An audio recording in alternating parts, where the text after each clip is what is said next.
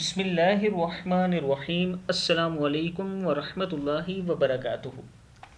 عابد راجہ channel کی طرف سے آج میں اپنے دوستوں کو رسول اللہ صلی اللہ علیہ وآلہ وسلم کا ایک بہت ہی پیارا فرمان بتاؤں گا۔ اس سے پہلے میں اپنے تمام دوستوں سے گزارش کروں گا کہ اس ویڈیو کو آپ نے آگے ضرور شیئر کرنا ہے۔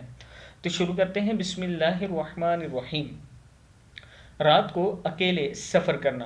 رسول اللہ صلی اللہ علیہ وآلہ وسلم نے فرمایا، اگر لوگوں کو تنہا سفر کرنے کی ان خرابیوں کا علم ہو جائے جو مجھے معلوم ہے تو کوئی سوار تنہا ایک رات کا بھی سفر نہ کرے۔